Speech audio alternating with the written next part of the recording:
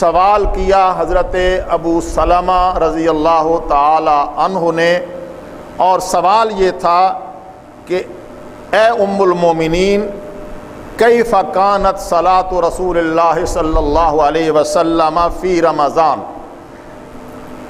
اے ام المومنین سرور دو عالم صلی اللہ علیہ وسلم کی رمضان میں جو نماز ہے رات کی، اس کی کیفیت کیا ہوا کرتی تھی، کس انداز سے اس میں کیا خشوع و خضوع ہوتا تھا، کیا کیفیت ہوتی تھی۔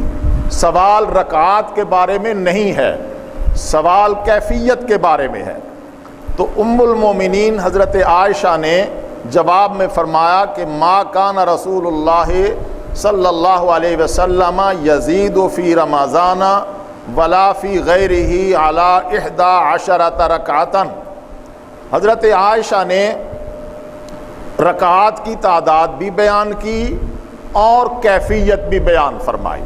فرمایا پیغمبر دو عالم رمضان میں اور غیر رمضان میں، یعنی پورے 12 مہینے رات کے اوقات میں 11 رکعتا 11 رکعات ادا کرتے تھے اور 11 رکعات پر اضافہ نہیں فرمایا کرتے تھے۔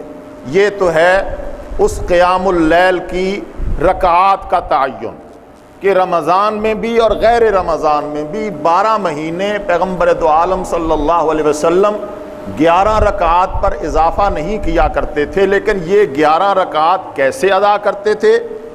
فرمایا یصلی 4 فلا تسأل عن حسنہن وطولہن، پیغمبر پہلے 4 رکعت اکٹھی پڑھتے، 2 کر کے نہیں، 4 رکعت ادا کرتے۔ آپ اس حدیث کو اپنے سامنے اس کی پوری تفصیل کے ساتھ جزیات کے سامنے رکھیں گے تو بالکل مسئلہ واضح ہوتا جائے گا، نہ کسی رد کی ضرورت ہے اور نہ کسی منفی گفتگو کی ضرورت ہے۔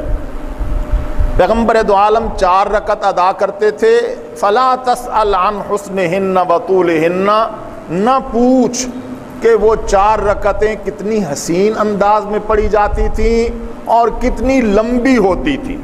پیغمبر بہت لمبی 4 رکعتیں ادا کرتے اور بڑے حسن کے ساتھ ڈوب کر خشوع و خضوع کے ساتھ ادا کرتے۔ ثم یصلی 4، اور جب 4 رکعت اس طرح ادا کر لیتے تو پھر 4 رکعت دوبارہ ادا کرتے۔